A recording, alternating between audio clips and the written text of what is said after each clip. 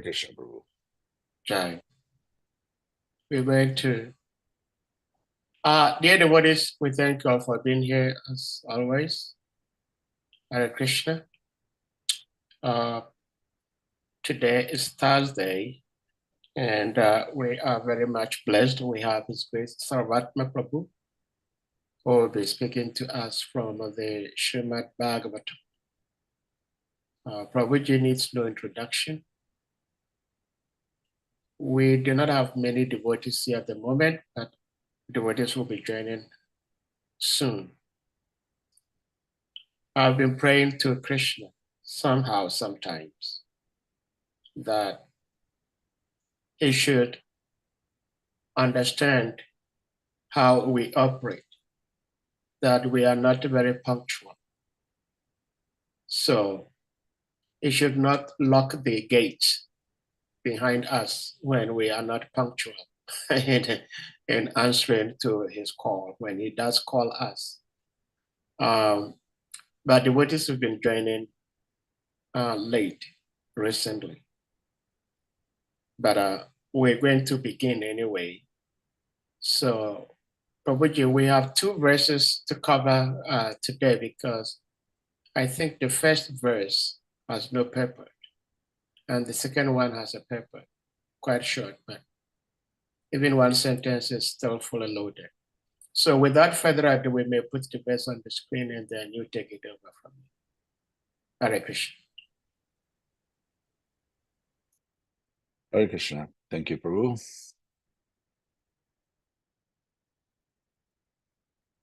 Let's begin with a prayer.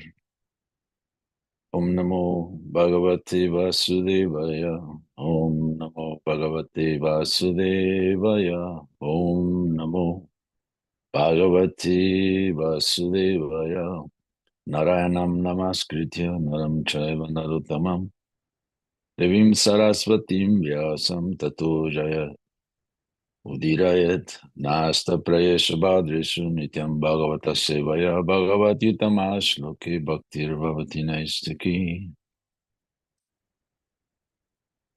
We are reading from the third canto, the 13th chapter, describes the appearance of Lord Varaha, one of the Dasavatars.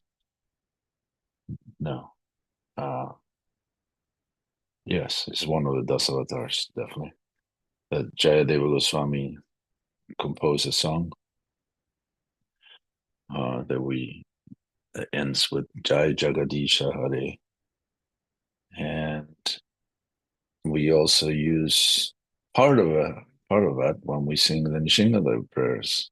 Tavakara Kamalavadi Nakamad Bhuta Shringam Dalita Hiranya Kashipu Tanubrinam Keshavadrita Narahari Rupa Jai Jagadisha Hare Jai Jagadisha Hare Jai Jagadisha Hare.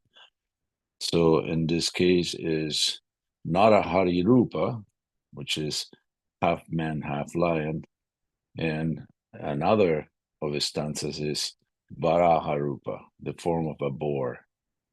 So it is described that Krishna appears in every form, in every species of life, but some are more well known or glorified than others.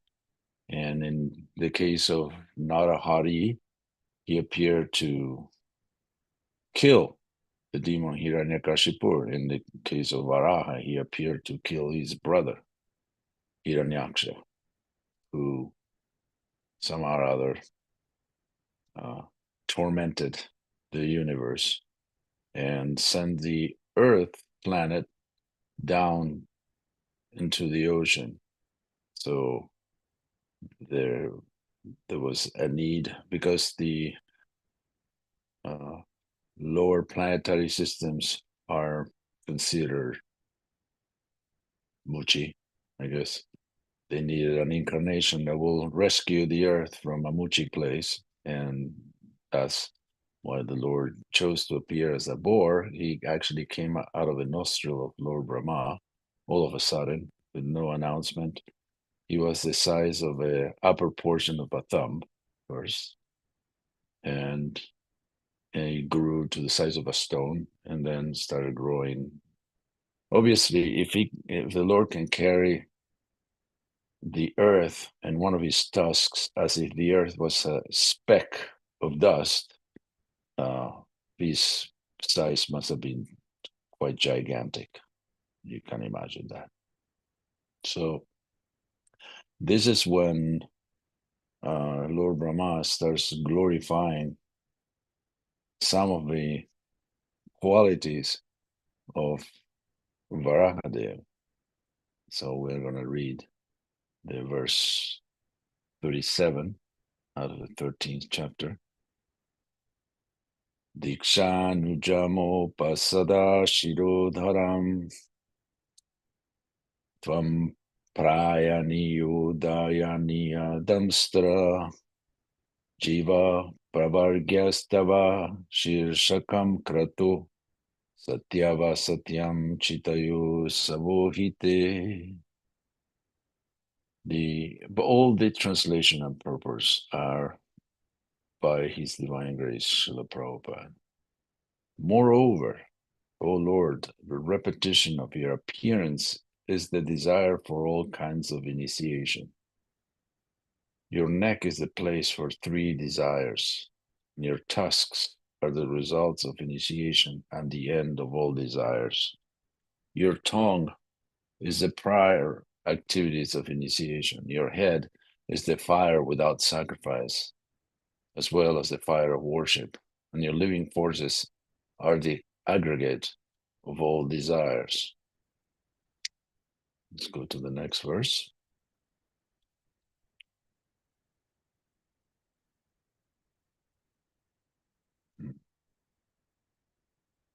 Somastureta savananyavastiti samstavivedastava devadattava satrani sarvani sharira sandhis Vam sarva jagya kraturishti bandhana.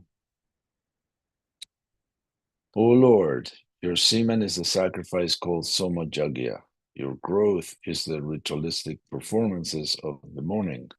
Your skin and touch sensations are the 7 elements of the Agni Stoma sacrifice.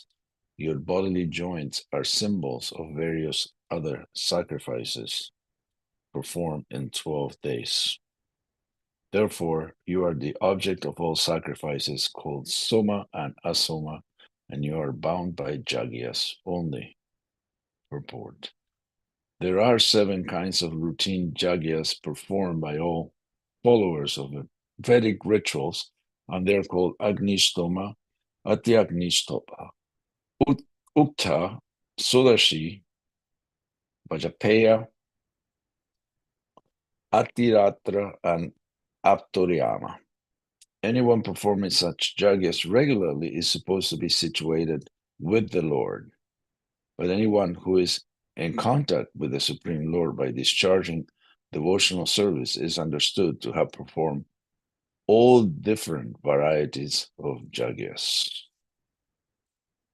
Om Agyana Timirandasya Gyananjana Shalakaya Chakshurumilitam Jena Tasmai Shri Gurave Namaha Mukam Karoti Vachalam Pangum Langayate Grim Yat Kripatamaham Vande Shri Gurun Dinatarnam Paramanandamaravam Shri Chaitanyamishwaram Vancha Kalpatarubhyascha Kripa Sindhuvyaevacha Patitanam Pavanavyu Vaishnavavyu Namo Namaha.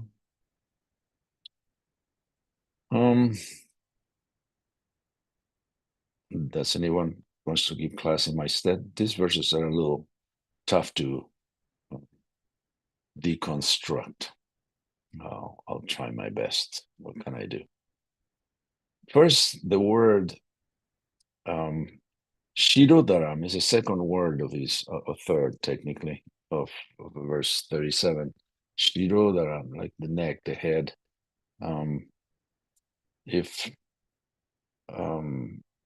If one ever gotten an Ayurvedic massage, there is one type that is called Shirodara which actually is one is put in a bed which is made out of usually either wood or metal, because with a drain, and then warm oil is dripped directly into what would be the port where the third eye is, for maybe 20 to 30 minutes, and is incredibly relaxing.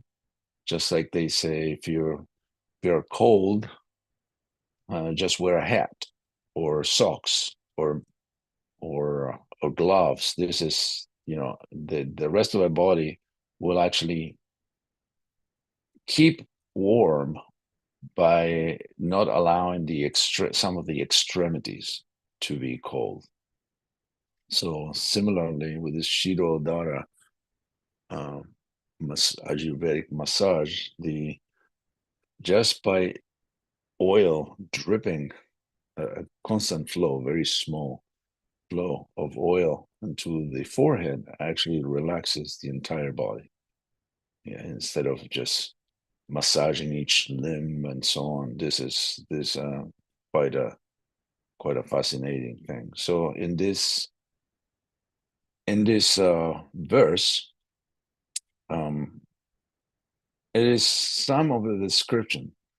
The repetition of your appearance is the desire for all kinds of initiation. Your neck is the place for three desires, and your tasks are the results of initiation. At the end of all desires, your tongue is the prior activities of initiation. Your head is the fire without sacrifice, as well as the fire of worship.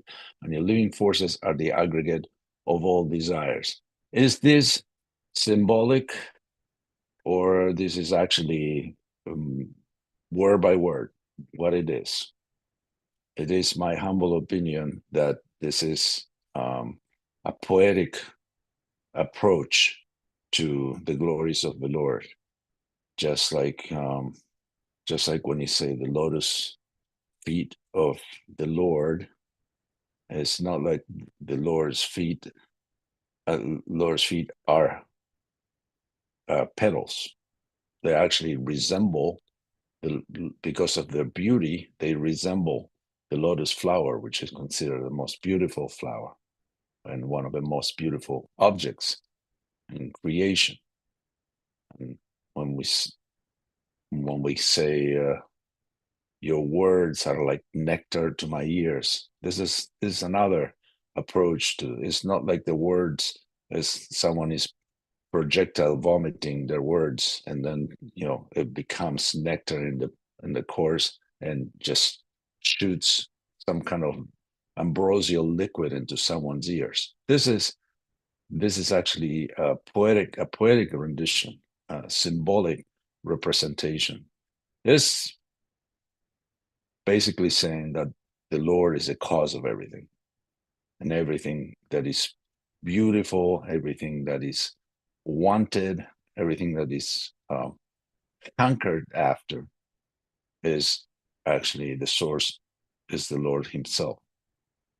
So that's why if we try to explain this literally, the meaning of this this description, it will be very complicated, and I see it as a futile pursuit. This is simply choice poetry by Lord Brahma to describe his Lord, that the everything that one sees and wants, and so he just corresponds to one portion of the body of the Lord, because the Lord is his body is not limited, is everywhere, and um, this is the way to describe when someone has is of an omniscient, omnipotent nature, that anything that, like Krishna says, any opulence that is in this world is just a spark of my splendor. So how to interpret that? We say that is simply that anything that one sees that doesn't see it as related to Krishna, one is not seeing correctly. So in this case, one can say that your head is the fire without sacrifice, as well as the fire of worship. This is the choice of Lord Rama's words. One can say the head of the Lord is the center of all intelligence, etc., or anything else without contradicting. It's again, it's simply a poetic way to express admiration for the Lord, who is in his opulence. He's the source, the cause, the reason for everything. So that's my humble approach to it. That is, it's very difficult to analyze it in a quote unquote scientific way. Okay, how is the head the sacrifice, the fire? How is the head fire? Is like because the head is hot, or because no? It's simply just a description, a poetic description. O Lord, and the next verse says, your semen is a sacrifice called Soma Jagya. Your growth is the ritualistic performances of the morning. So how do you classify that? Your growth is the ritualistic performances of the morning. Huh? It's like, excuse me? It's very difficult to try to analyze it as a separate instance. It's simply poetic talking, and it's beautiful, and in Sanskrit is even more beautiful, and one should admire it like that without trying to burst one's puny chickpea-sized brain trying to analyze each instance as if it was uh, some used car salesman describing the engine of a Chevy Cavalier 1985. This is not the same case at all. This is Lord Brahma, the most intelligent being in the universe, describing his boss. So he's using choice poetry for that. Your skin and touch sensations are the 7 elements of the Agnishtoma sacrifice. Your bodily joints are symbols of various other sacrifices performed in 12 days. Therefore, you are the object of all sacrifices called Soma and Asoma, and you're bound by Jagyas only. Bound by Jagyas only. This is an interesting statement. So, when we cannot approach Krishna without sacrifice, just like in other ages, the Harinam Sankirtan wasn't as prominent as it is in this age, but there were other Jaryas meditating for thousands of years, building enormous complex temples and worship of the deities, and even chanting Hare Krishna is a sacrifice. One may think, well, what kind of sacrifice is it? It's simple. Well, anyone who actually has tried to make a serious vow to chant a minimum of 16 rounds through their entire life knows that it is a sacrifice. Sometimes you're just too busy to chant. Sometimes you don't have the taste. The taste has gone away for some reason, it becomes dry. Sometimes we are worried, preoccupied with other things. And even if it is a good day, just chanting, like having going to a kirtan, like a 6-8 hour, I believe there is an 8 hour kirtan at the Harrisburg Temple this weekend, Saturday, which I encourage all of you to go if you're in the vicinity. So if you ever sat through a kirtan, I mean, you may like kirtan, but if you have to sit for 6, 8, 10, 12 hours, or 24 hours, or a week of kirtan, you need serious determination. You will understand, oh, this is a jagya, this is a sacrifice. And sometimes you don't feel like being there. And even when you're there, your mind is elsewhere. You want to be texting your friends. You want to be eating pizza. You want to be taking a nap. You just don't like the way that Prabhu or that lady who sings is singing. You don't like that melody. That melody is sappy, or that melody is so 80s, or something like that. So you just don't want to spend so much time there. So you have to have tremendous concentration, determination, patience, all the qualities that Rupa Goswami recommends that we never give up. They have to be there present because it's a jagya, and that's how you can reach the Lord. Without jagya, without sacrifice, nothing is worth it if there is no effort to get it.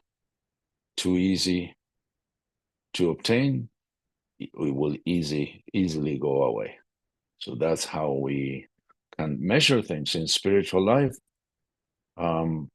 We don't feel like getting up early in the morning. We don't feel like restraining ourselves. Like if we go to we are traveling and we don't have access to our own kitchen or our own devices, and you just stop at a bakery and you see all kind of goodies, and you just want to eat them all without asking what are the ingredients in this. No, it's a sacrifice. You just restrain yourself. You get something that is at least a resemblance of something made in the moral goodness that you can actually offer to Krishna because of the situation, because of the conditions. So this is everything comes with a sacrifice. You cannot eat. You cannot eat without offering it to Krishna.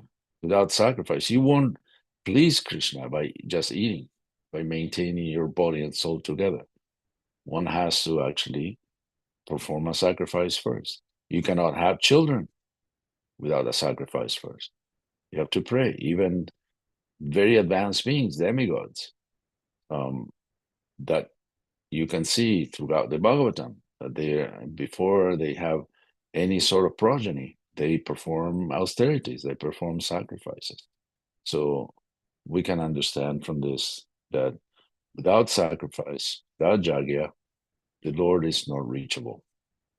And it's not because he's hard to please, it's because he wants us to be purified. Without the ritual or the rite of jagya, there is no purification. So imagine we go to the spiritual world and of course, we struggle, and all of a sudden we get the reward, and it's a lot due to mercy, the mercy of other Vaishnavas, the mercy of the Guru, the mercy of Krishna himself, that we are actually suitable candidates to go back to Godhead. But you cannot go with impurities in your heart. You cannot go there. And you say, well, that's a little tough. It's difficult because we have so many of them. But how would you like to go to a place where other people don't have enough merit to be there? So it's like being in a gated community full of thieves. So why would you want to be there? A gated community is to keep the thieves out. So the spiritual world is made to keep the thieves out, those who want to steal Krishna's position. So in order to get rid of all these tendencies, we get purified first, and then we get entrance into the spiritual world. This is the deal. There is no returns. There is no changing your mind. It's too difficult. Yes, of course it's difficult, but no excellence can be achieved without sacrifice. Just imagine somebody plays the piano, learns how to play the piano, practices, is been playing the piano for 3 months, and then wants to give a recital and charge for tickets, and people show up, and it's a disaster. That person has been playing for 3 months total, from beginning to end.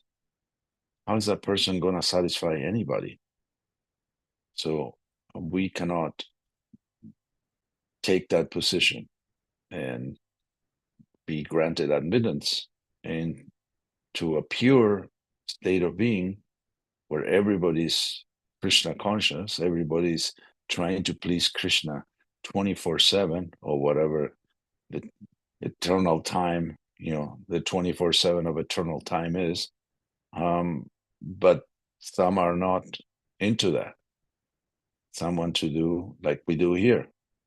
Some time for Krishna, some time for myself, some time for my sense gratification, some time for something else. Has to be completely detached from this mentality. So again, it's due to sacrifice that we can actually get purified to the point that we give up all our nonsense. And the life that we have here, as devotional as it may be, as full of Krishna's activities that it may be, is not, this is not who we are. That's kind of astonishing. This is kind of a dry run. This is a dress rehearsal for the real thing. We are a different person. We are the soul. And the soul already has a personality. Like when we say, oh, I don't like this, I don't like that, I am like this. And, all this is illusion. It's associated with the body, the mind, the senses. This is not who we really are. So we are simply practicing to become detached, to become advanced, to become devotional, to love Krishna. And our love eventually will blossom, and we will remember who we were, who we really are, and then our activities will begin. Because the practice of devotional service that we have here is usually mixed, and the practice of devotional service in the spiritual world is unalloyed. It's not mixed with anything. It's just pure love. And at that point, we cannot have any identification with material elements like we do on this side of the pond. So we can go to the purport where Prabhupada mentions about the different Vedic rituals, and anyone performing such yagyas regularly is supposed to be situated with the Lord. So it's not a job. It's not like you hire a brahmana that does this for a living, like another guy makes cabinets. This is not just a job. One has to be situated with the Lord, and then one will be authorized to do the sacrifices, and that the sacrifices will be effective.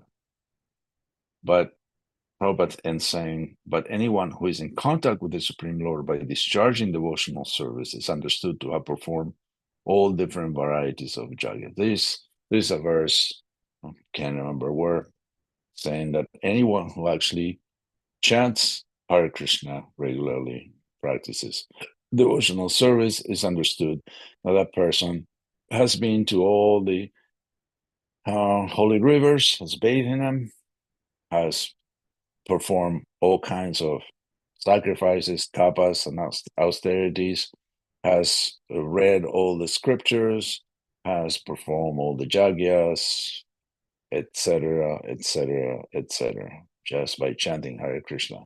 So it's not without merit. Someone who chants Hare Krishna has a past, has a history, which may remain hidden for a while, but it will be quite evident. Like we see some devotees who is pretty obvious that they have devotional history. As soon as they pick up Krishna consciousness, they blossom like anything. They are able to understand and explain the scriptures. They're able to chant the Maha Mantra with actual feeling, and able to channel the Lord's name, not just a desire for fame, adoration, worship, and distinction. Like, you can actually see the difference, and can understand, can see others as spiritual beings instead of trying to exploit them for one's own sense gratification, etc., etc. So this is all the product of Jagyas, that one um, continues to perform Jagyas. And the Jagyas in the material world are imbued with difficulty. Like, you get tired, even if you just fan the Lord with a chamara, eventually, your arm gets tired. So um, all these apparent drawbacks that they are present in the material world when one practices devotional service, there are types of ecstasy in the spiritual world. So one just has to develop enough confidence that the process works. And if you can't see the process working in your own self, you can see it working in others. So there is an amount of sincerity required and determination. Again, Rupa Goswami and the Upadeshamrita, patience, determination, enthusiasm, these things you can't do without. So you should carry them through your life, even for material things. You cannot start a business without enthusiasm, patience, and determination. And the same way, you cannot practice devotional service without enthusiasm, patience, and determination. And there are many steps by which this flame can be kept burning hot. And the association of other practitioners is fundamental. So this is what we do here. We just associate with each other, hear from each other, enlighten one another. And Krishna is very interested, actually. It's not like we are going to produce something that he never heard before, but he is actually interested. When people are talking about him, Krishna pays attention. So Krishna is present in this little Hare Krishna Africa thing. He is actually present. He's actually, well, we don't see, he doesn't have a Mac or a PC, but he's actually there. He's present. He's inspiring us to talk about him. Just like if you're in a party or somewhere and you hear that people are talking about immediately your ear goes there. You're interested. I had an experience, interesting experience. Speaking of that kind of thing, that I went to visit my parents. My parents are they passed on years ago, but I was visiting my parents in South America, and I hadn't seen them for 10 years or something like that, and I hadn't been I'm in that country for decades, and I went to a block away. There is a grocery store. I went to buy some products to cook, and while I was waiting to be um, taken care of, there were two or three people talking among themselves, just ladies that they were shopping as well, and they were talking, and I understood that they actually were talking about me. These people never met me. They had no idea what I looked like, and I, but my mom had been spreading my glories, and of course, oh yeah, this boy lives in this United States, and he's a Hare Krishna, and this and that, and the other thing. So I of course I pay attention because it was sounded too familiar to me. So this is this was just a result of gossip, because but it's different when we talk about Krishna. Krishna is actually very interested. Oh, what are they saying about me? Oh, how nice that they are actually talking about me. how good, and they're accelerating their return home where they belong with me. That's what Krishna is making some arrangement, and it's so honestly, it's so easy in this age. All we have to do is to stop gossiping and talking and thinking about ourselves and thinking about Krishna and Krishna's devotees and chanting Krishna's name. It was a lot harder in other ages. So let's take advantage of it. It's not so tough nowadays. And with minimal effort, we can go a very long way. All right, somehow or other, even though the verses were kind of puzzling, to say the least, I managed to speak over 40 minutes on them or around them peripherally. So maybe we open the forum for questions, comments, realizations. If anybody would like to share, this is a good time. And usually it so happens that at least my experience is that every time I speak in this particular forum, we end up talking for a couple hours. So let's see what happens today. Hare Krishna. Thank you so much, Prabhuji, for sharing this beautiful Shri Krishna Katha. Like you said, it's as you were reading, I was thinking about it, and I said, "Wow, this is very poetic." And I was happy to hear you say the same thing also. Dear devotees, if anyone may have questions, comments, reflections, realizations you may want to ask, share, please indicate by using the hand emoji or your physical hand, and you'll be asked to unmute to ask your question or share your reflections. Hare Krishna.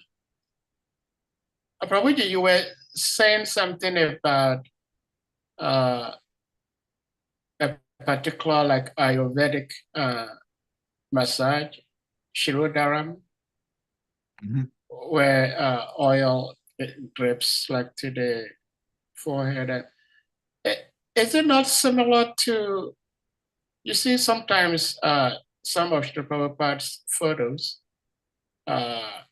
and we still practice it in almost all of our temples around the world, where we have sandalwood paste, and then we rub it on our temples, which is, as I understand it, is meant to cool our heads. I mean, yes. Cooling our heads means that our mind should be sober also. So I don't know if by doing this Ayurvedic massage, actually we do what is putting this sandalwood paste on our temples truly help our minds to focus on what is most important, like serving Guru and Krishna and the devotees. Is that what it's supposed to mean? And if that is the case, does it really work like that? I don't think anything can help your mind get better. I'm sorry. But thank you for asking. This is not a mechanical thing. I think sandalwood paste is simply a cooling agent. Actually, there is the cheap sandalwood paste system that we cooks use. Is you cut the end of a cucumber and then you put it on your forehead, and that will also cool your body. Because if you cool your forehead, you cool your entire body. Just like when someone has a fever, they immediately get some water with ice and they put a cloth and they put the cloth on the forehead. They don't, I mean, sometimes if the fever is too high, then they take the person directly to a cold bath. But if it's supposed that the forehead is enough to cool the rest of the body. And I don't think the mind is very much involved in this process. In order to cool the mind, you have to chant Hare Krishna 24/7. That may help out with attention, actually. with attention. I'll just mutter, repeat like a parrot. Every evening I pray that I can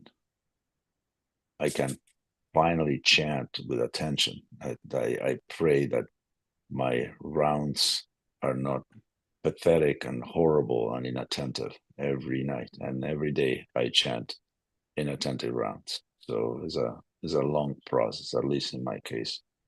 Yeah, but I'm determined that, you know, even though I can't do it properly, I will still try. Well, thank you.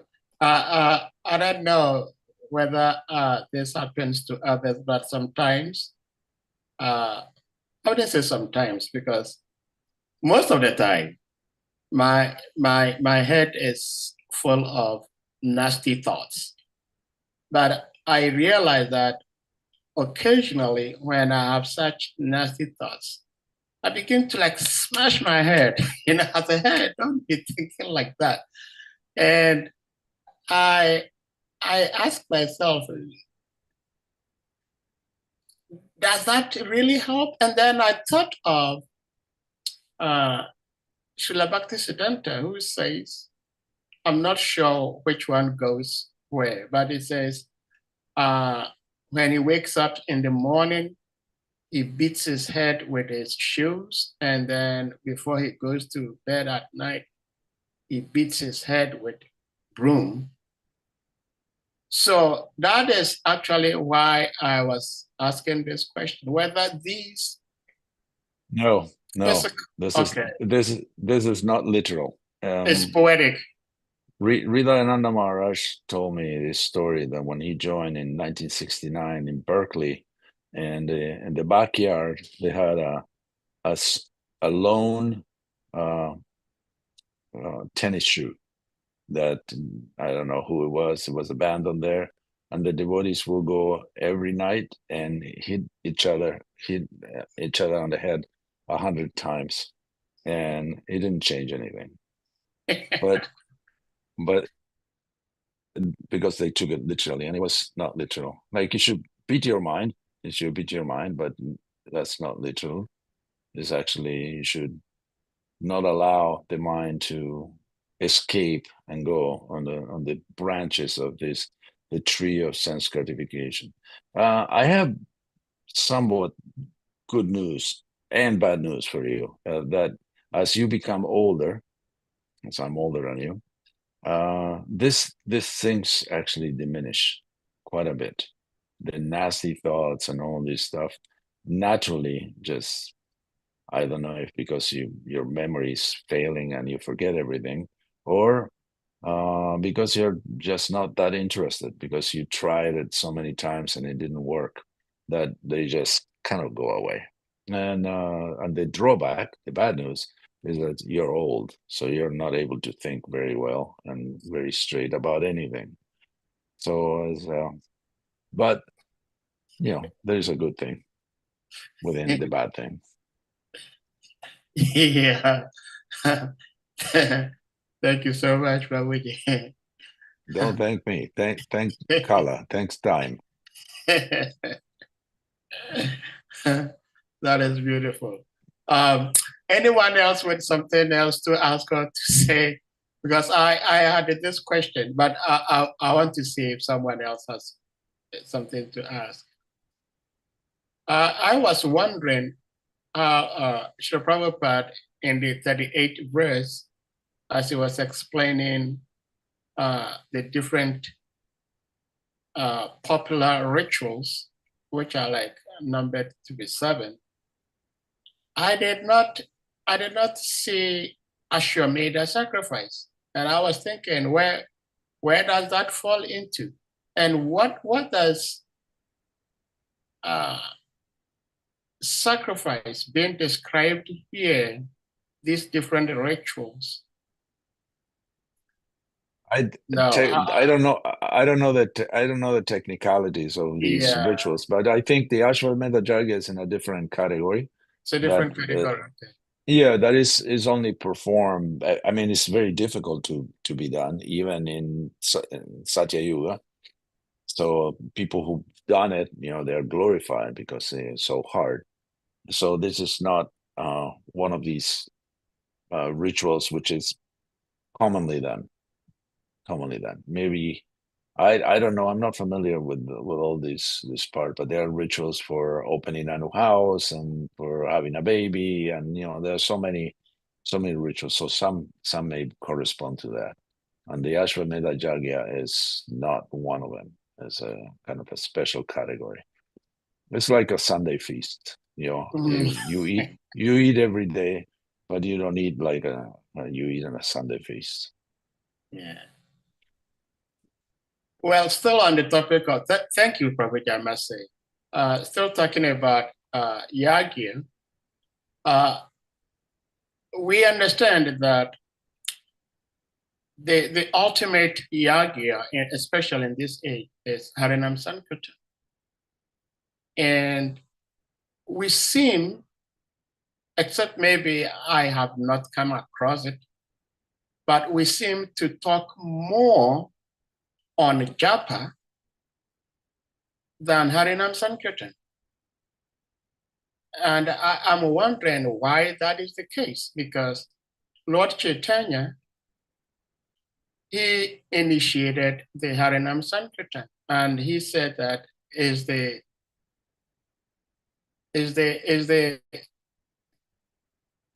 Sankirtan, this Harinam Sankirtan is the method for attaining Krishna in this age. Japa is not different from Harinam Sankirtan per se, but it's a little different because Sankirtan means that more than one person. But we seem not to talk much about Harinam Sankirtan as we do with Japamala or Japa meditation. If you may say a word in this regard, please.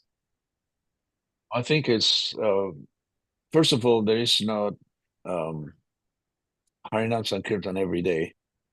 We are um, 50 years into the creation of this movement. It's not like in the beginning where everybody went on Harinam for hours every day, including myself. I used to do that.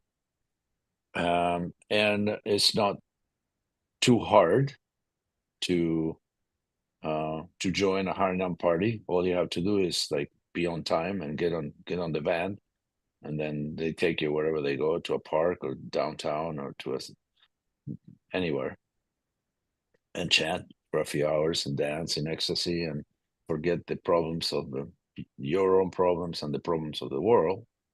Whereas the Harinam Sankirtan associated with one's personal communion with Krishna by chanting japa is a little more difficult because it's regularly done. It's based on a vow. It's not like you can opt out of it. Like when someone asks you, let's go on Harinam, and you say, no, I'm busy. It's not like you have an option really. If you made a vow to chant a certain amount of rounds every day, then it's not like oh yeah, I opt out of chanting my japa today. That's not a possibility. Shouldn't be. Shouldn't be. So I think that the fact that at least I talk more about japa than about Harinam Sankirtan, street Sankirtan, is because that's what we are failing. I would say a large number of devotees who made vows to chant the Maha Mantra at least for 16 rounds every day are not doing that. They're not doing that. Of my own God brothers and God sisters that joined at the time from around the same period that I did, there's only a handful, and there were over 1,000, and there's only a handful that are still keeping their vows intact. So that's why we need to address it, because it's a pandemic. Not chanting is a pandemic. Not chanting one's rounds.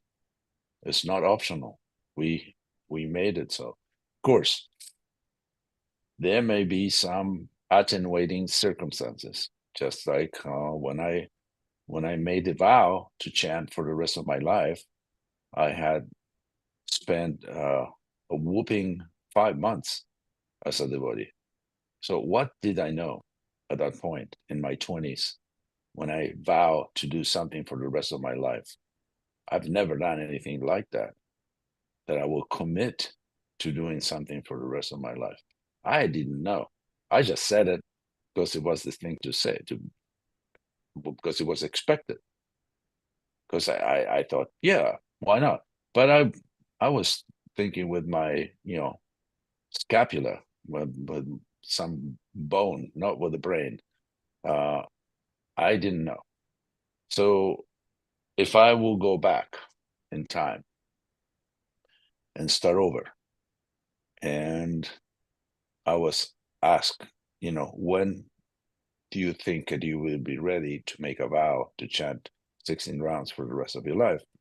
I will have to say, yeah, maybe 10 years, 15 years after I join. So that will give me enough time to monitor myself and see if I can actually do it. If I can do it for 10, 15 years, then it is very likely that I may able to be able to project that, yeah, maybe I can do this for the next 50 years, since I've been doing it for 25% of it, you know for 12 and a half years. Okay, so I think I can do it for 50. But after 5 months, you don't know anything. You don't know anything, especially if you're in your 20s, which are, we are um, legally insane at that age. Or everybody, most people are. The frontal cortex doesn't grow fully until one turns 29 or 30. So what to speak of, a young, adventurous person just joined the Hare Krishna movement and makes a vow for the rest of his life. So that's why I'm addressing the japa instead of addressing the Harinam Sankirtan, the chanting on the streets. Also, um, sometimes it's a little frivolous that we go out and disregard the public, disregard the audience, like jump and chant and create a circle, and people see, of course they smile and they take pictures, and sometimes they join and dance and mock us a little bit. Of course they can do that. But if there was a circus with a bearded woman and a 7.5 foot man, they will also take pictures and smile. It's not different. It's not like they're uh, ready to join. So we have to take into consideration the audience. How will it would be received during the counterculture years, 60s and early 70s. That it was different. People were searching exotic India and mysticism. All of this was very fashionable. But nowadays, nobody cares. Nobody cares, really. Hardly anybody. So we have to make it relevant to our audience. So um, we have to actually do it in a culture way, so people are attracted. Just like when Vishnudan Swami used to take actually Radha Damodar, the deities here in Gitanagari, heavy as they are, that you need two strong men to carry each deity, uh, used to go to the park with the deities daily, Balboa Park in Miami, and put them on the altar and chant, and people would stop and cry because he had so much devotion. He was doing it for the pleasure of Radha Damodar. So if we can find a way to do things attractive according to the audience, according to the people that we meet, that then it will be successful. I don't think at this point just showing up in a circus-like environment will have much of an effect. Yes, people hear the holy name, but they don't know what it is. So let's kind of modify and go from Agyata Sukriti to direct experience to make them want what we have. Because when people saw the devotees in the 60s or 70s, the devotees, everybody was worried, Nixon and Vietnam War and all this stuff and misery and the Russians and Cold War. So there was a sense of fear, which is still prevalent in the world. And they saw that the devotees were actually happy, and not unconscious happy like a crazy person or like a person with mental illness, but they were actually happy and they were reasonable. They thought about the issues and they knew how to deal with them. So we will have to create this dynamic so people become attracted to what we have. And are we doing it? I don't think so. I don't think so. I don't think people see a Harinam party and they say, I would like to be like that. I would like what they have. I want to. So I think until we modify our approach, yeah, I'd rather talk about japa, about Harinam Sankirtan. And one day, yes, maybe Kirtan will be heard in stadiums and people will be, lining up and scalp tickets to Kirtan that, they will pay $10,000 to get into a stadium when there is Kirtan being performed. But not nowadays. I don't think that's the case. And I give props to the devotees who go out on Harinam, like Ram Roy and all the boys from New York, that they keep chanting the holy name. But it's kind of like a strange scene.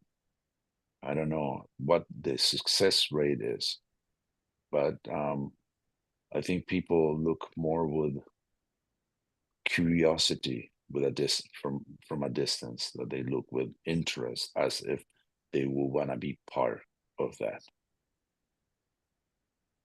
Okay. Well, thank you so much. But I guess it's dependent on flair,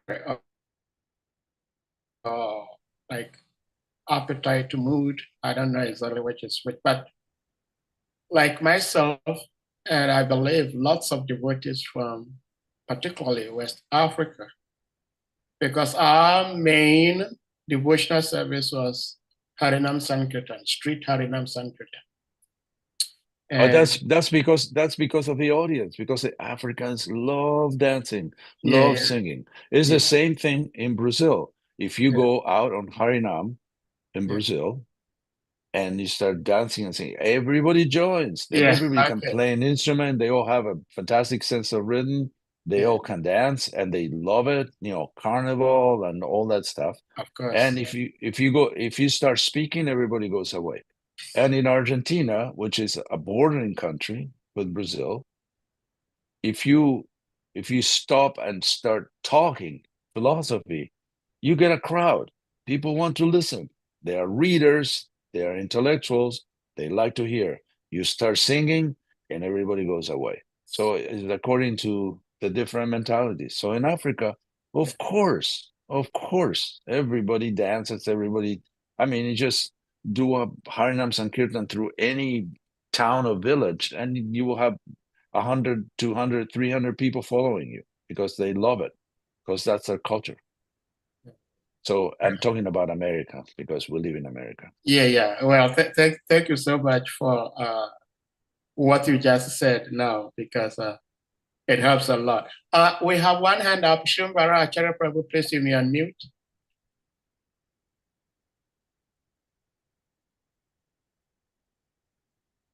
Hare Krishna. Okay, good. Hare Krishna. Hare Krishna. Please accept my humble obeisances, Prabhuji. All glories to Srila Prabhupada, all glories to Sri Guru, all glories to the assembled devotees. Thank you very much. Your response to this question is very interesting. And I like your frankness. And it also reminds me our guru used to say about, using strategy for preaching, being very strategic.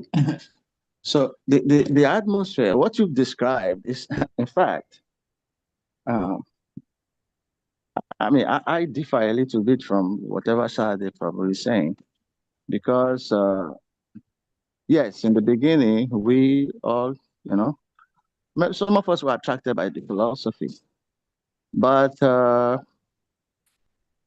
and then we just surrender to the process.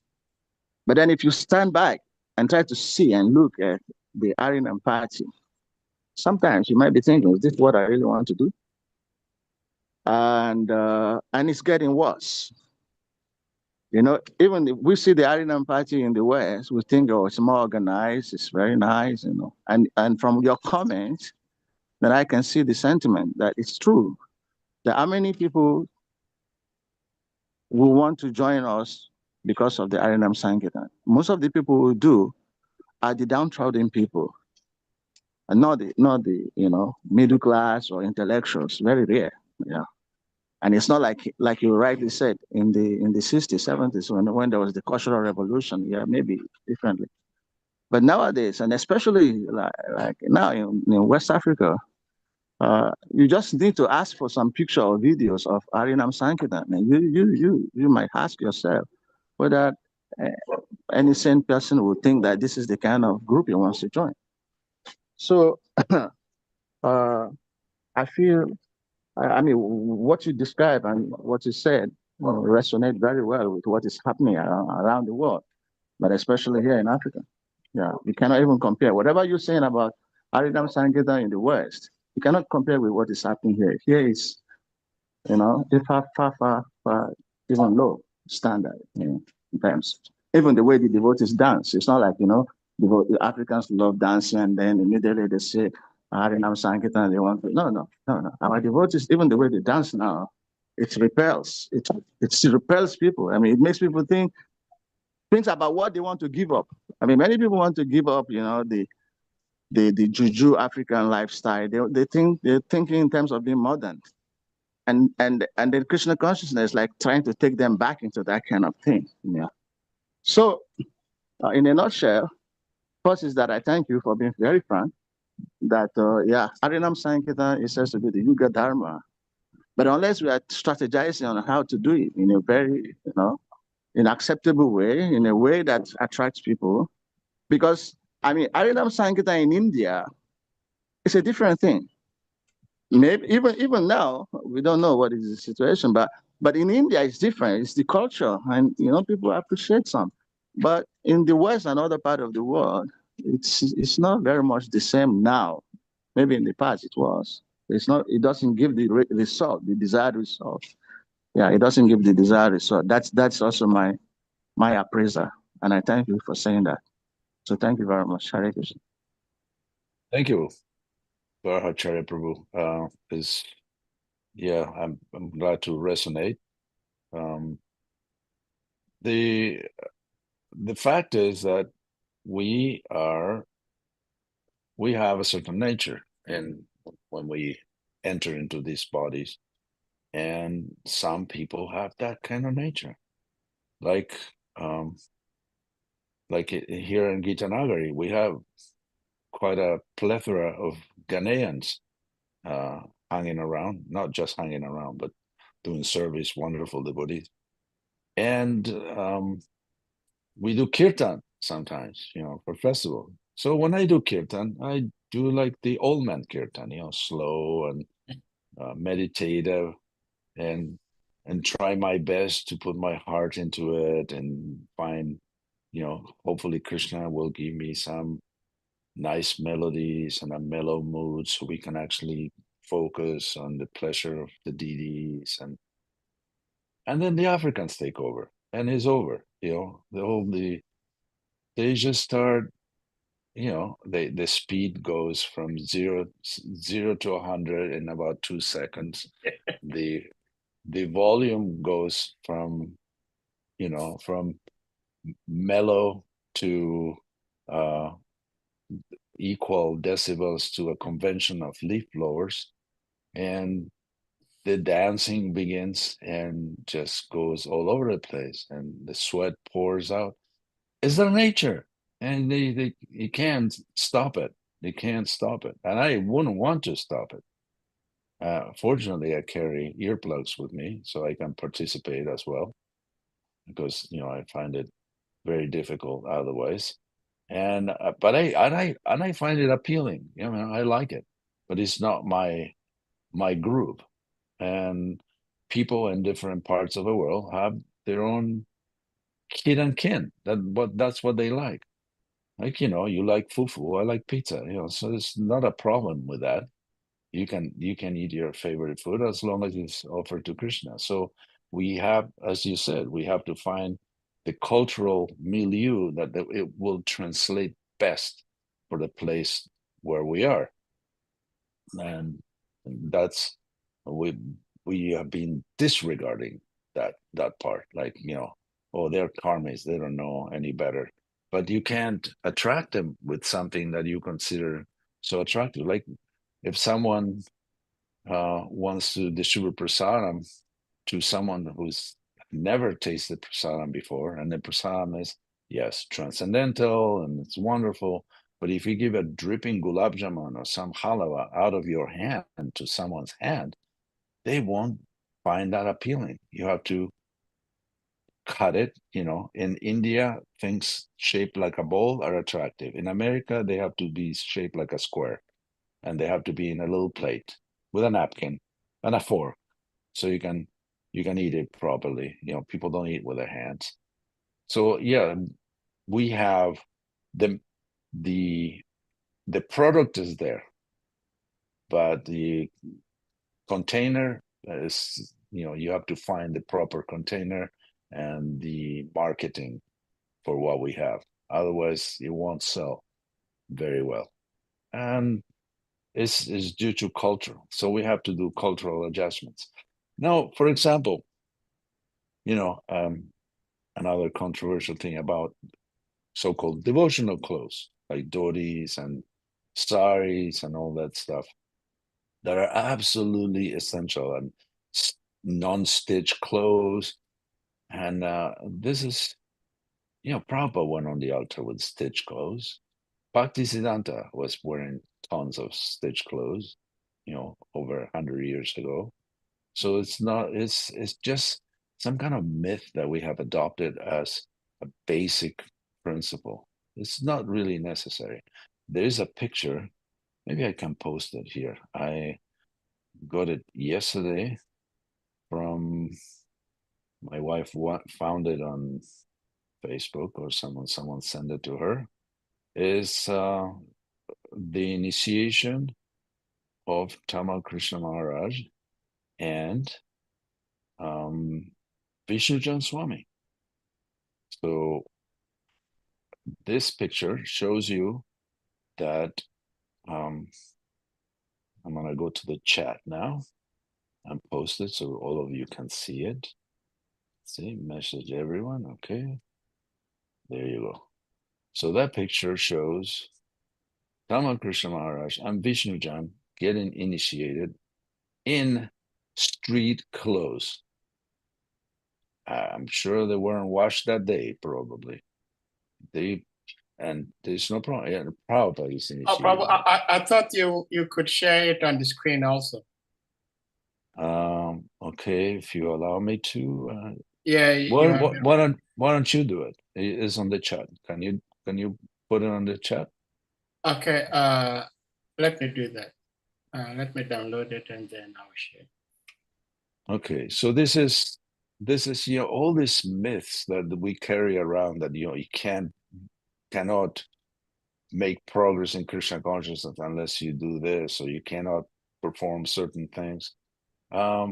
This is all external stuff, and I find that you have to reach the heart of the person.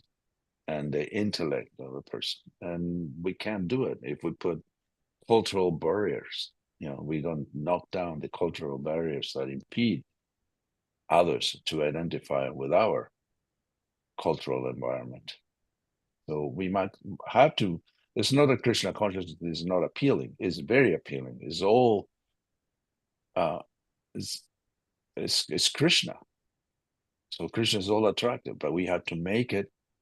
You can see here. Well, if you may help explain further, like. Yeah. You can see Prabhupada on the left. Yes. Yes, Prabhupada is very visible. To Prabhupada's right, to our left, is Jamuna Devi wearing a sari. To the right, here is, you see Vishnu Jan Swami wearing a plaid shirt. You see him under the picture of Panchatattva. Yes, that's where the arrow is. And next to him, a little below, with a black Sika, you see, that is Tamal Krishna Maharaj. Okay. Yes.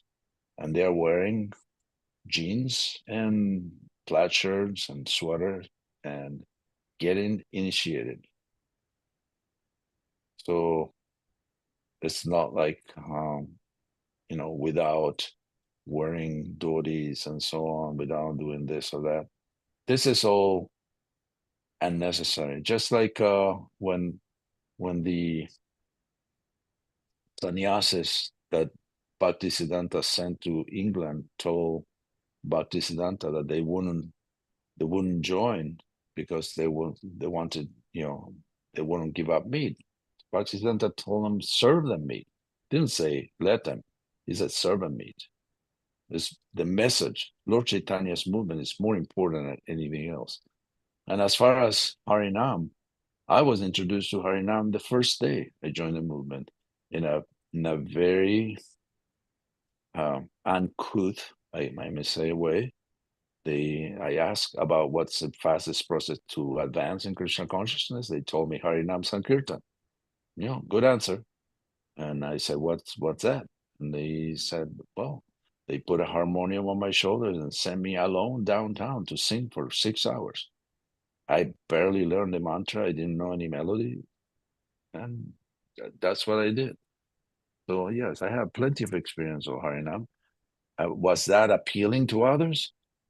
Probably not. I will guess quite accurately, actually, that no, probably my chanting alone with a harmonium without knowing what I was doing for 6 hours probably annoyed the hell out of most of the people who saw me. So did anybody join out of that? No, I'm pretty sure. No, nobody did. Nobody came to the temple and said, oh, I saw that boy chanting Hare Krishna, looking like a crazy fellow. Didn't know what he was doing, but I knew that was the thing for me. No, nobody came to the temple saying that. I survived the Harinam. I survived my own Harinam Sankirtan. And if we don't make it appealing to others, it's not gonna go anywhere. We're not gonna convince people unconsciously. It's like those. My father bought a series that he wanted to learn English, so he bought these records. At the time, there were no even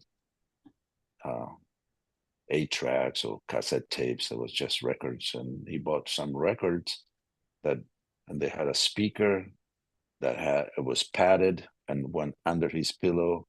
So at night he would play a record over and over while he was sleeping of English lessons, because they said that you can, it's one of these things that in the 1800s people would sell snake oil and elixir that will cure all diseases.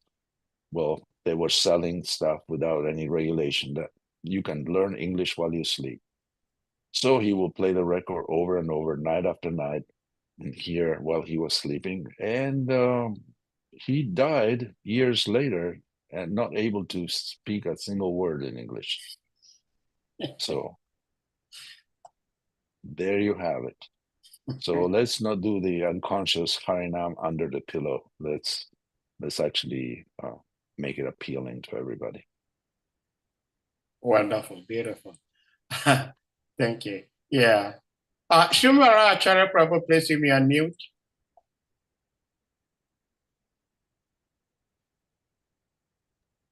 Hare Krishna, Prabhu. Hare Hare Krishna. Krishna. Yeah. Yeah. So now, Prabhu, you've touched on a very controversial issue, and well, maybe you won't mind hearing my 2 cents also. So people can argue that what you've just shown us, that initiation that took place, that was in the beginning. So there was no format, no standard, and Prabhupada was just doing whatever he could under the circumstance, using whatever he has.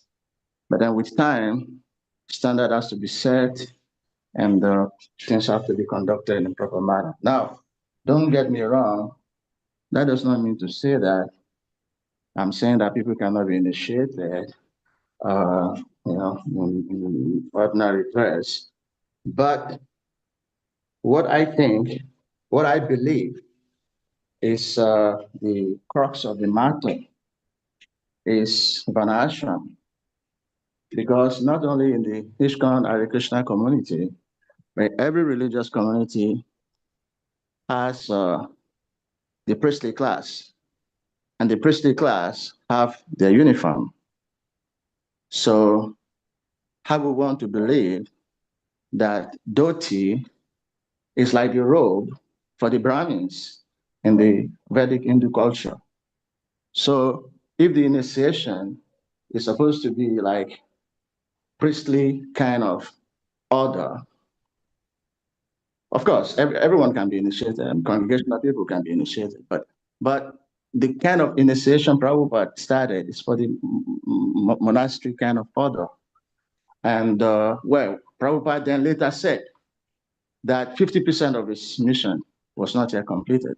So that means that he was envisaging a bigger, a future time when things can be done, maybe much better, but then there will be a proper discrimination or distinction about the classes.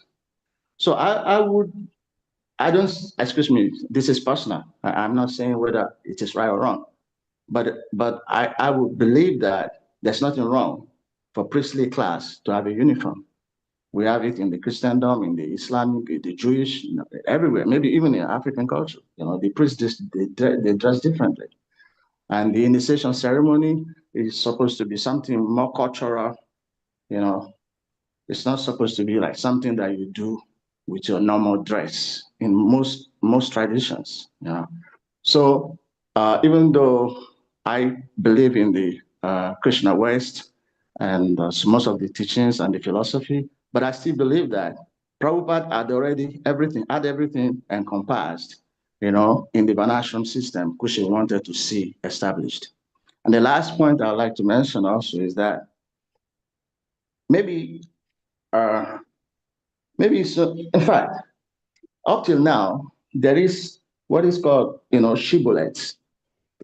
I think shibboleth is a sign of something that is worn to show that you belong to a group. Most groups have some kind of shibboleths that they use to identify. And people really love wanting to be identified. That, yes, just like the Rastafarians, they have the green, yellow, whatever they tie to their wrist, This is kind of shibboleth to show, yeah, I belong. Once you want to say Jai Rastafari, you want to go put that in your wrist, So in West Africa, when Krishna consciousness started, and we were attracting a lot of intellectuals, I can quite remember many people who are good standing, high class in society.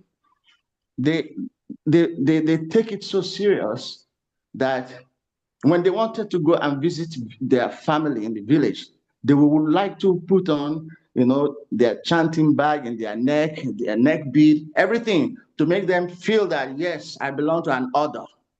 And then this is how we are seen, So different cultures. Of course, now it's no longer that kind of influence has went down because many things have happened along the line that many people may not like to even identify with Krishna consciousness in that way. But the effect was there that this shibboleth kind of influence, people wanting to identify with something alongside with a sign, a dress, an handkerchief or something to say that I belong.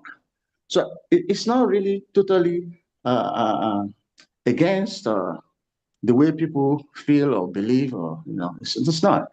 So I really don't see anything wrong with devotees wearing dhoti, especially those who are doing the priestly job. But all the problem started when there is no longer a difference between who is a priest and who is not a priest. Everyone wears sari, everyone wears dhoti, and then everything got mumbo jumbled. And then now we think that why can't everything just go that way? So I think this is where the problem is. Hare Krishna. Okay, I'm going to address a few points out of your comment. First of all, the dhoti is not a Hindu thing. It's actually a Muslim villager outfit that has been adopted. You can put your hand down for now. I'm sure you may have a chance to raise it again. Oh no, it's from the previous. Sorry, I'll take it down from the previous. Yes. Okay, so this is not a Hindu or Vaishnava attire. Just like a brahmachari the brahmachari can wear deer skin, tree bark, or go naked. There is no reference of wearing a dhoti. The priestly class, those who can get initiated, which that they are, so Sudras actually usually are not initiated. And this age is the age of Kali, Kalo Sudra Sambhava, everybody's a Sudra. So none of us should be initiated, and none of us should be pretenders and wear some kind of clothes that doesn't belong to our portion of a Varnashram. So if the priest wants to wear a particular uniform and they want to make the dhoti the uniform, that's fine. But this is not the way to identify, because if someone comes to be initiated, even though that person is just tilling the fields or fixing the tractors, is that person is asked to put a dhoti on and to dress like a Brahman, and so why does that person, why not just wear clean, nice clothes? That they're not an ethnic thing. It's simply, you didn't grow up wearing that.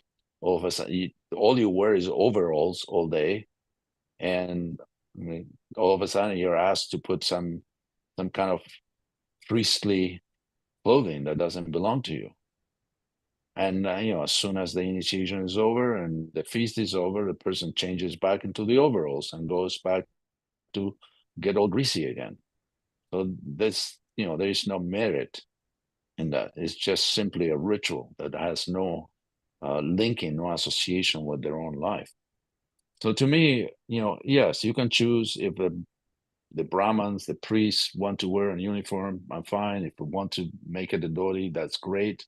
But I've been asked not to lead kirtans, not to give classes because I wasn't wearing the right attire. As if, wearing pants is gonna disrupt my thought process.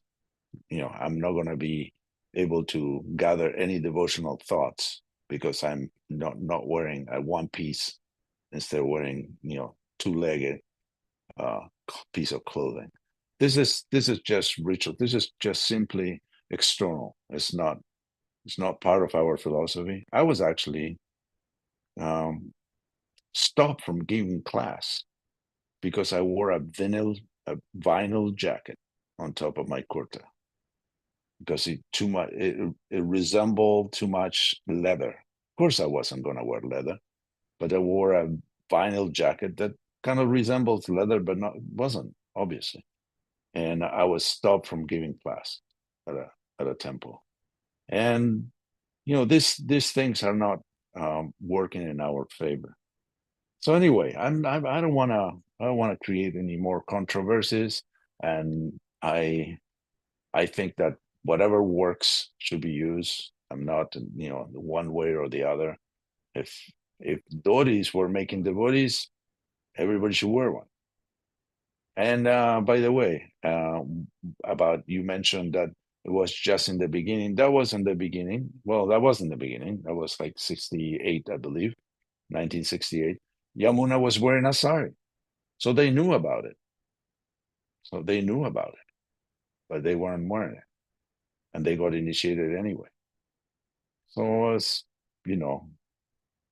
half a dozen of one and six of the other. It just makes no difference. Again, I'm not against it. I'm just choosing not to wear it myself. I don't think it changes anything. I used to use the example, and some devotees use the example, that if a soldier is dressed like a clown and thrown on a parachute in the middle of a battlefield, he will feel out of place because he has the wrong uniform. So the uniform helps a person identify with the activity that they perform. Yes, in some cases this is true, and in some cases it doesn't. If I go out and someone asks me, or I introduce Krishna consciousness to someone, it doesn't make a difference what I'm wearing. I can be wearing a clown suit and still I'm going to talk about the same topics with the same emphasis, with the same intention. Doesn't change. But for some people, this is important. Okay, so wear whatever you want. But, see what the reaction will be from others. Of course, if I'm wearing a clown suit and I'm talking high philosophy to someone, they're going to wonder what is wrong with this guy. Why does he have a red nose and a wig and it's all painted with a smile when he's talking about death? What is going on? He has these gigantic shoes and shiny pants. Yes, so I choose not to wear a clown suit because it may be distracting. So in the same way, sometimes when you meet a person in the street that never seen a devotee, doesn't identify with the clothing and the tilak and the shika and all that stuff, and you're talking to them and they're staring at your forehead because you have tilak on. They can't hear a single word. You are putting your 100% effort and they're not able to get a single word. Their radar doesn't catch anything because they look at tilak. Matter of fact, I was preaching to a young man at the University of Florida, 40 years ago. And I was speaking philosophy, and they found, and they were staring at my forehead. I wear Radha Kunda tilak, so it's very dark. So they finally got the courage to ask me. He asked me, "Did a bicycle run over you?" That's what I thought. So obviously he couldn't hear a word. So I sometimes, when the situation requires it, I wear tilak. Sometimes I don't. Sometimes I wear a kurta. Sometimes I don't. It's just a question of choice. It's according to the audience. The most important thing, and Krishna says in the Gita, if we are reminded of, that there's no one more dear to him that who preaches his glories to the devotees, and that everybody's a devotee. So you should learn that. So we need to adapt so people can actually join us and appreciate Krishna consciousness for their own sake. Even like when I used to do book distribution, I will concentrate on having people read the books. I wasn't interested I was interested in the results. Fortunately, I was able to manage my own projects from a very early time in the movement, that I didn't have to work under a scrutinizing boss that will give me quotas and all that stuff. I didn't work very well like that. So I will actually distribute books. I would distribute plenty of books, and I would make sure that when the person took the book, they will read it. I will try to create interest. because I wasn't interested in results. I was interested in people actually understanding Krishna consciousness for their own sake. So maybe we, concentrated too much in the numbers and forgot about the quality. We need to rethink this. So is the Dodi or the Tilak or anything, a deterrent for people to hear the message of Lord Chaitanya? Okay, then get rid of it. If it isn't, and it is an incentive, then put it on. Just simple as that. Be practical. Utility is the principle. It doesn't matter. We are not Dodi haters or pant haters. We are servants of a servant of a servant of Lord Chaitanya, and all these servants of a servants of a servants of a servants are lost somewhere. So we have to pick them up, and in order to encourage them, they have to identify with us. Otherwise, it's like a crazy person talking to them. They can't see anything. They can only see the external signs, and they don't understand them. Not even that they don't like them, they don't understand them, so they can't hear anything. They can't hear the message. And if they can't hear, it's useless to talk to them, because they won't get the benefit. You can scream Hare Krishna in their ear, but that's not real benefit. All right, after that tirade, I rest my case. Maybe we can talk about other things, all the same things. I'm game. Yes, that's Govinda raising his hand. Don't raise both hands, you may crash. So yeah, so Shri Govinda Prabhu, please you may unmute.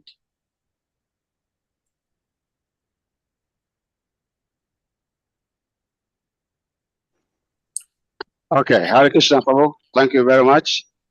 My respectful obeisances to you, Prabhu, and to the devotees. Thank you very much. This question on the table, I think it's a big topic that if you want to explore it, is going to take a very long time. But what I'm just thinking is that devotees, we are trying to follow the Guru Parampara. The Guru Parampara is what we try to follow. We know that we are not perfect. Our senses are impure. But our acharyas were perfect. And so whatever they have shown us, or whatever example that they've shown us, we're going to follow that. And we all know that Chaitanya Mahaprabhu was on the planet 500 years ago.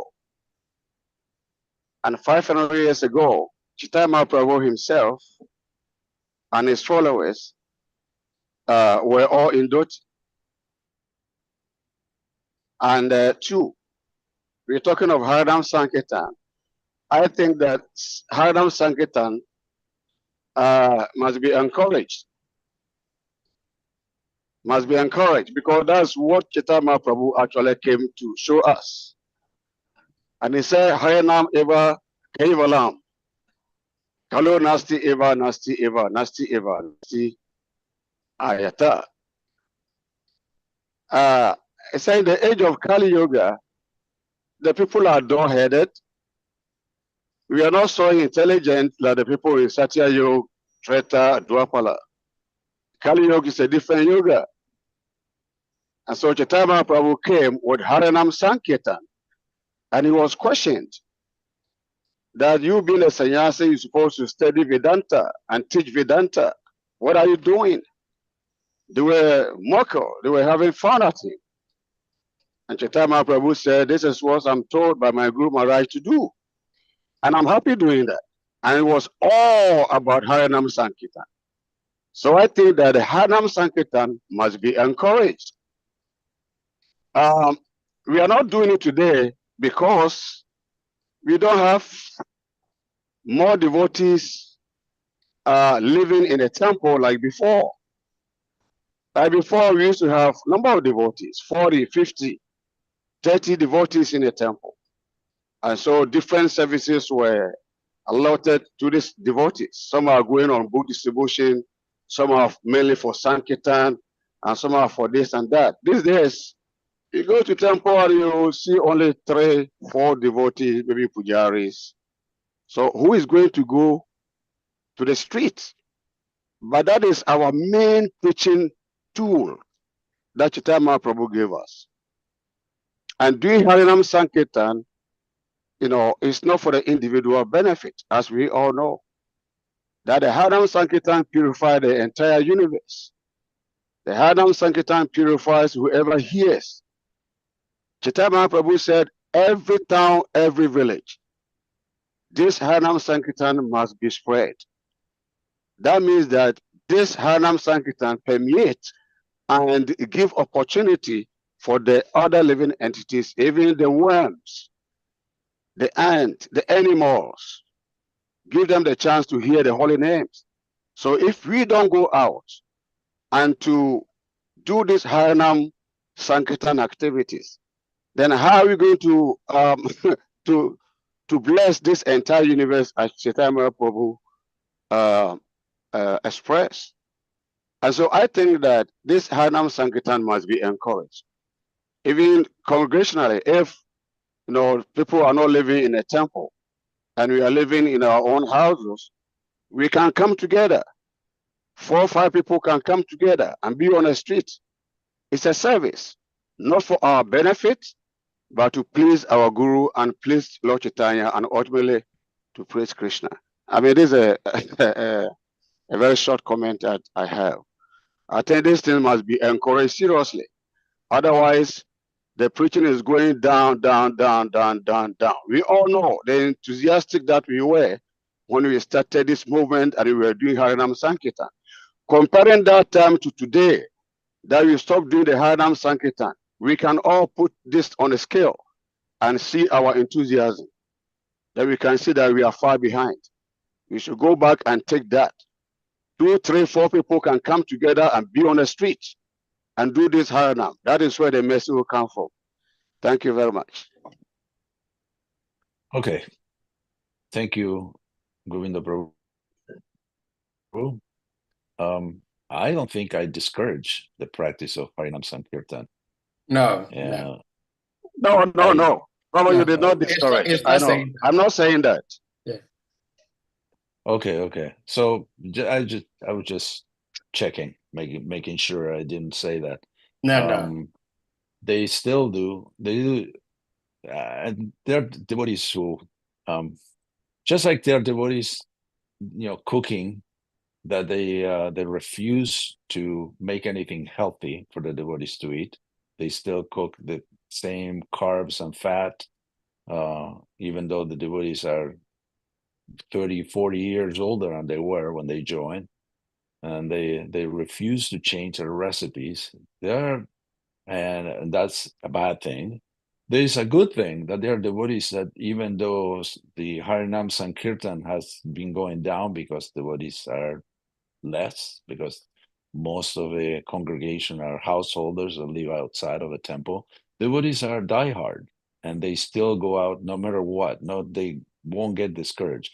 All I'm trying to say is that we should have a little finesse, a little kind of shape them up, because I used to go on Harinam, and I was already finding out 1 year after I joined that the devotees don't even match their socks. They look like they slept in the same clothes that they are wearing, and that's not a nice image to project.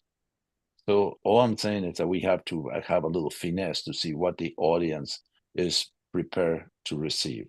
Also, Lord Chaitanya said, Lord Chaitanya didn't wear a dhoti. He wore a short gamsha-like, like sannyasis did. So that wasn't a dhoti.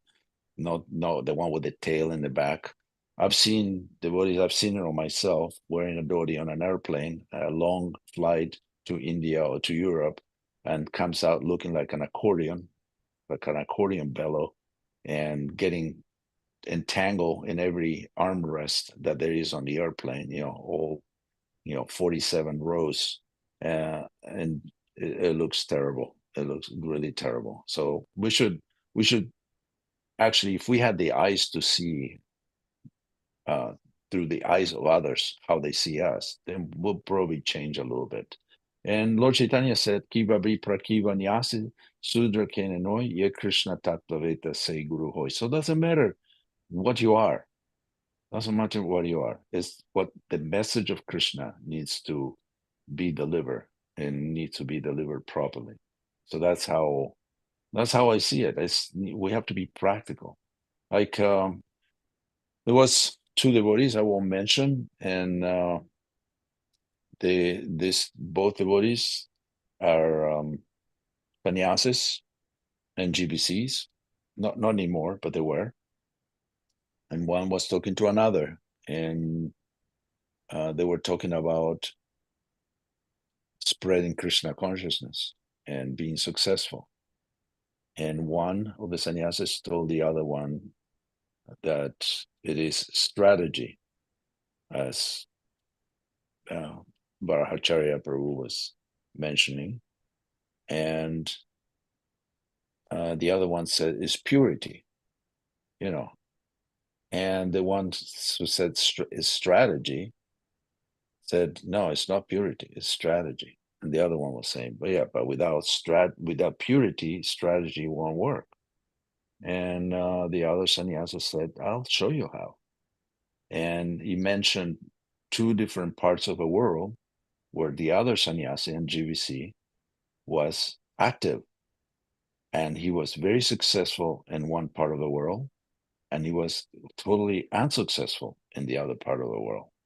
So he said, you see, it's the same person with the same amount of purity, and he's being successful here and unsuccessful there because of lack of strategy.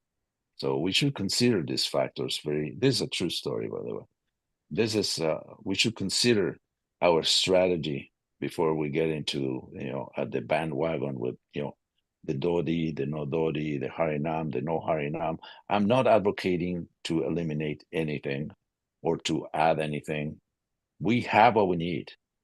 We just have to refine it to the point that we can see how it looks to others, not to be oblivious. Like going on Harinam and dancing, and instead of dancing, participating with everybody, we just create a circle with everybody, the people who come and try to see what's going on, they just see a bunch of dust and a bunch of people jumping in a circle. They don't see anything. So this is not conducive to make people join, when it's kind of like an in thing. It's like a bikers rally, but translated into the devotional community. So we have to, utility is the principle. We have to do what's necessary in order to spread Lord Chaitanya's mercy and message. And if it requires to wear a hat like Carmen Miranda full of fruits, that's great. I'll wear it myself if it works. If it doesn't work, I'll toss it like anything else. So in my experience, some things work, some things do not work. And some things work at a certain place and they don't work. They have the opposite effect. The opposite effect. Like, to say, okay, that's understood in certain countries, and in other countries that's an obscene gesture. So you can't do it. You just have to see where you are. And we have been very inconsiderate about the audience. We always been, and when people talk to us, at least used to be like that, it's like noise. It's like background noise. We're just waiting for them to stop so we can speak. We are not even listening to what they are saying. We are not addressing their needs because we didn't pay attention to what their needs are. So it is time to address people's needs, and that way we can refine our preaching and be successful again. And if that requires an army of dhoti-clad, jumping people wearing dhotis, that's fine. That's fine. Who cares? Is it irrelevant? The relevant thing is the message. Just like when we chant Hare Krishna, when you chant japa, you don't look for a melody because you're getting bored by chanting. This is a separate issue.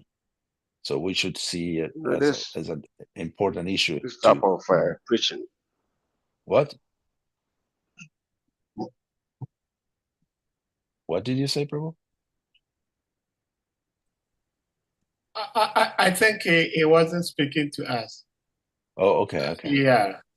Well, thank you so much, Prabhuji. I'm Sadhuta Prabhu Hare Krishna. Just give me 1 second. Of course, 1 second is close to Lord Brahma's time, please. But SARVATMA Prabhu, thank you so much. Govinda, Shimvara, Acharya Prabhu, thank you all so much. I think the essence of all these discussions boils down to do what is workable, whatever is going to help us reach out to people and make them have some sort of love for Krishna or affinity to Krishna consciousness is what we should be doing. And it's very relevant, Prabhuji made reference to what Srila Prabhupada has given us as utility is the principle. Whatever works in a particular environment, we should be applying it. And if something we are used to is not working, then we should find ways to try to adjust it without changing the principle. The principle is always the same. The details might be different. And as we were deliberating all these things, certain few things came to mind. We recently played a videotape of His Holiness Tamakrishna Goswami Maharaj. And the topic was on women. But the topic and the content is not exactly what you might think it to be. But getting to the end of that discourse, Maharaj was saying that today is Good Friday, because he was speaking on Friday. And he said it was Good Friday because His Grace, what's the name of this devotee? Why should I forget his name? Vakrishwara Pandit Prabhu. Yes, Vakrishwara Pandit Prabhu had visited the temple. And Maharaj was saying, they're going out on Harinam. And Vakrishwara Pandit Prabhu is going to lead the team. And Maharaj was describing to the devotees how the Harinam party team should be organized. And the reason Maharaj was saying that was that Maharaj was saying that this has to be organized in such a way that when the public sees us, they will all want to get closer to us, to see us and to hear what we are saying. And I also remembered a past time where Bhaktisiddhanta was being wanted to be, I think some group or some people were trying to look for him to kill him or something like that.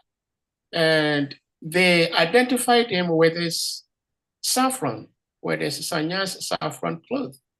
So in order to hide him from the eyes of these people, some disciples came together and says, Gurudev, you have to change your dhoti. And Bhaktisiddhanta said, no, but somehow they were able to convince him and he changed his dhoti. It's the same dhoti, but different color, from saffron to white. And in this way, those who were looking for him, they missed him.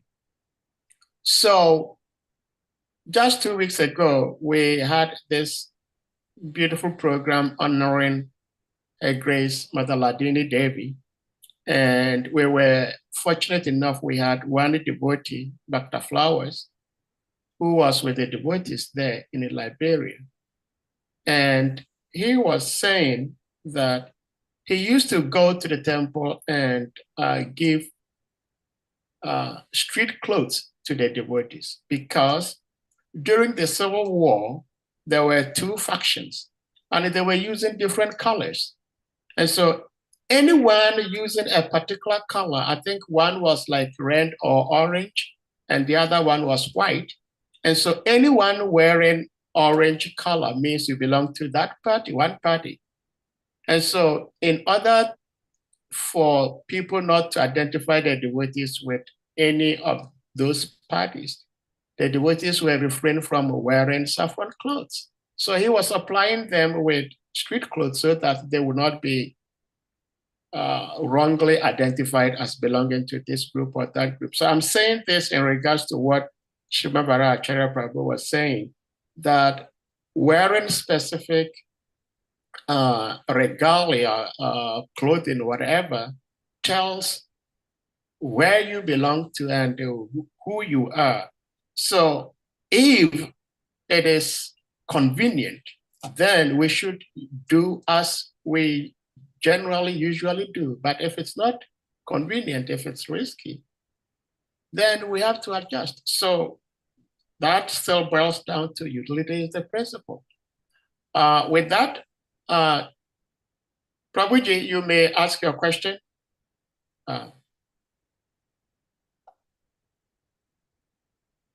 Hare Krishna, Your Grace.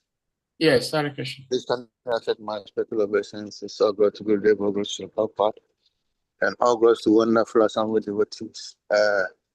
I'm very sorry. I'm in the supermarket, maybe my network, if I can be here No, properly. we can hear you. Yes, I've been listening to, I came very late, but I've been listening to the contributions and very carefully. And I, as you all know, I'm a new devotee, so I am learning. I'm still learning. And the question I want to ask, Your Grace, you said that the duty is not relevant. So the question I want to ask is that, for example, if a Excuse pujari... me, before you continue, I don't think anybody is saying duty is not relevant. What we're saying is that duty is relevant. If you are in a situation where you do not need to put on duty, then you don't have to force yourself to put it on. Oh, okay. Personally, I've seen some of our sannyas gurus, when they're going to apply for visa or things like that, they don't go in duties. I've seen that. Okay, thank you. But you may continue your question. Yeah, yes, because that was what I think I didn't hear it right. Okay. I thought he was saying that the duty is not relevant, but what? No, not at all, Prabhu. Not at all. Oh, okay. Then thank you so much, because sure. I was just going to ask about if a pujari is going to. No. I mean, the pujari can wear whatever he wants. If he wants to wear a dress made out of peacock feathers, let him wear it. If that is going to make him happy and he's going to think of Krishna more, well, that's fine. It just applies to time and circumstance. We usually discount that kind of thing. I was thinking of, I've been going to festivals in Europe for years, for over a decade and a half, and it was curious that I will be the only person that walked into the festival and out of the festival with the same type of clothes that I was wearing during the festival, whereas everybody else, they came with dresses or T-shirts, pants, sweaters, whatever they had. They all changed into this, devotional, quote unquote, to me. Devotional means clean and able to worship Krishna, so it doesn't matter what it looks like. And they will all change. And when they left, they change again into those clothes. I was the only one who went in with that type of clothes and went out before, during, and after.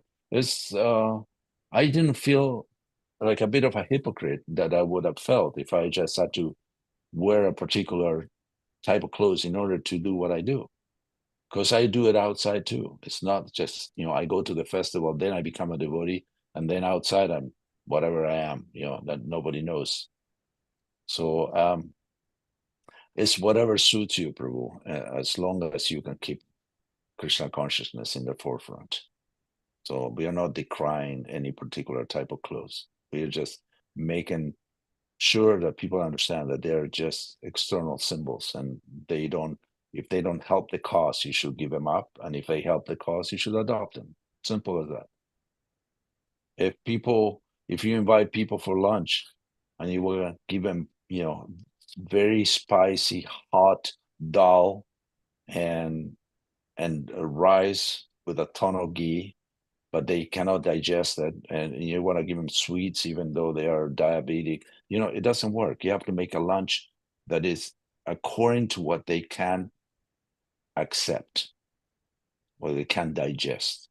So if people cannot digest the perfect philosophy of Krishna consciousness because of your container is full of fat or is full of whatever else it is, then or full of sugar, then change it. All I'm asking is for flexibility, not serious changes. Flexibility. We should see the audience. We should see what they can absorb and give it in that kind of container. That's all. Yeah. Well, thank you so much. Govinda, did you have something to add or ask? I'm not sure if I saw your hand moving, but I saw. Yeah, actually, yes, yeah, my hand was resting on the steering, but and she called my name here. Yeah, what is one thing that is worrying me about Prabhu saying that the Africans, when we take up the kirtan in 2 minutes, then we are No, wait. up there. The Africans in Gita Nagari. I don't think all Africans are like the ones we have in Gita Nagari. So if you're all like that, okay, I got a good picture. But Yeah, I'm talking about the Africans in Gita Nagari are wild and loud, and yes, everybody yes, knows yes. that. Yes, I'm also part of Gitanagri, Africans. That's why I'm kind of coming in here. Okay. When you speak of the African dance, yes, African like to dance, but we dance according to the rhythm. We don't dance wild because we are Africans. No. Some Africans don't even know how to dance, and they don't even want to dance. Not all Africans like to dance. And the wild dance here in America also, here I'm in Columbus, Ohio. When we're doing Kirtan here, I see the Indians and the Americans, they also dance wild. What I'm saying here is that I learned this from my Guru Maharaji. My Guru Maharaji was also a wild dancer, but he wasn't an African. Of course, he has African body, but he wasn't born in Africa. But and I also see this in Krishna's Leela, in Krishna book. We see the gopis, they dance and even jump on the trees. They do. We take up the kirtan. I don't think we dance wild out of sentiment, but I think we dance. Someone may dance because he is in that high mood of ecstasy that I cannot tell. But without a kitten, or if the kitten is slow, nobody will start jumping and jumping and jumping. No, we dance because the person is in tune with that energy flow from the kitten. And so it's not a question of, one being an African, so we do wild dance. I just want to clarify that. Thank you. Well, okay. Hare Krishna. I don't know. Savannah Rabu, if you have something to say, but I wanted to say that utility is the principle, seems to work so well in all of our discussions today, in the sense that, I'm from the tropics originally. So I saw so many times when my guru visited our zone in West Africa, he loved to offer arti every mangarati. Every mangarati, he would do the arti. And he used to wear socks most of the time. But before he offers the arti, he would take off his socks. I observed him very closely for so many times. And so in West Africa, you're hardly going to see Pujari offering arti with socks on or with a beanie hat on. But when I came to the USA, I saw during winter, devotees, Pujaris doing arti, they put on socks. They put on beanie hats. And it is just how the system is. The weather is so cold. If you do not put on something on your feet is gonna froze, That also reminds me of one reggae artist. In his early days, he used to be so renowned, Uroy, maybe some of you may know him. He used to walk bare feet all the time. And he had a show in Munich, Germany. And unfortunately for him, it was winter. And this is the person who had vowed never to put on shoes, never to put on socks. But there he was forced to put on shoes. So again, utility is the principle. We should try to apply that in our devotional service. If I'm getting what SARVATMA Prabhu is saying right, which I believe is what Srila Prabhupada has been telling us, we should do that. I was trying to look for a verse. I can't find it now, but Srila Prabhupada states that devotional service is not stereotyped. It's not stereotyped, but the principle is always going to be the same. And I also remember, like what Srimad Acharya Prabhu was saying, that we do lots of harinams in West Africa, and really it attracted lots of people, but it depended on how we're doing it, the harinam, which is not what is happening now, which is a problem. But if we could do what we used to do in the early days, even far before I joined, and as early as I joined, even when I joined, it was still very nice. We were attracting lots of people, but it's different now. So I don't know, Salvador Prabhu, maybe you may say a word and then we'll bring this to a close. We've been here for more than 2 hours. I'm surprised we've been here that long. Well, it's typical. It's every time. Yeah, to me, is again, you summarize it, I summarize it, is whatever works. So utility is the principle.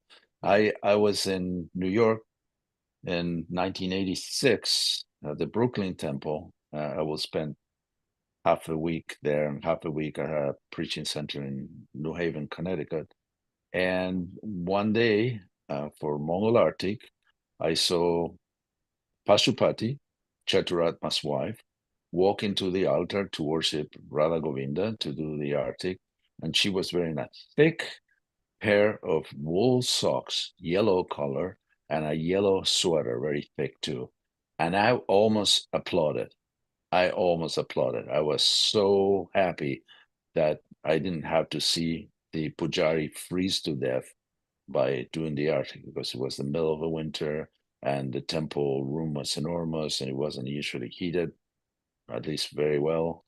So why should someone, based on a non-basic principle, get a cold or pneumonia? It's not necessary. So whatever works, whatever is necessary, just let's abandon this attachment to absurd, really absurd, illogical rituals that they're not beneficial for one's Krishna consciousness or for anybody else's Krishna consciousness. Let's adapt and do whatever is necessary within limitations, of course. You can't just start serving burgers at a temple because people like meat better than they like a vegetarian fare. That's a serious compromise. That's one of our principles. But what you wear when you're worshiping, that's not one of our main principles. About our basic tenets, Prabhupada spoke at length, wrote it at length, used it in his letters, mentioned it in his chats, is all over. And small details which were meant for certain people or for certain circumstances or for certain occasions, those are just details. So let's leave him at that. All right. I think we have come to the end of another controversial intervention by yours truly. So, but not so many people left. So that's a good indication. No, Prabhuji, these are very important and interesting topics we needed to discuss, because we do not want to go against our acharyas. We do not want to go against our principles. At the same time, we also do not want to act or behave in such a way that we do not consider time, place, circumstance. In all our scriptures, time, place, circumstance is highlighted. So yes, we need to put both into consideration, and that is what we did today. And I think Srila Prabhupada, the previous acharyas, and Krishna themselves will be happy with us trying to discuss what we need to do to enhance the preaching. Amen to that. Well, Hare Krishna, dear devotees, it's amazing. I couldn't believe we've been here for more than 2 hours. But we're going to humbly request all the devotees to kindly unmute yourselves, and we all, with one voice, one heart, one love, chant the Hare Krishna Maha Mantra to express our deepest appreciation and gratitude to our beloved speaker for today, His Grace, Sarvatma Prabhu, for sharing his love and wisdom with us all. Jai. Hare Krishna, Hare Krishna, Krishna Krishna, Hare Hare, Hare Rama, Rama Rama, Hare Hare. Vancha kalpa tarubhyascha, kripa Tritana Pavanebhyo Vaishnavibhyo. Ananta Koti Vaishnava Brinda ki Jai. All glories to His Grace Sarvatma Prabhu ki Jai. All glories to the assembled Vaishnava devotees ki Jai. I wanna thank all the devotees for their kind attention and tolerance, and I want to apologize if I offended any of you. It was not my intention. So I will try again next time. See if I can do it right. No apologies at all, Prabhuji. Hare Krishna.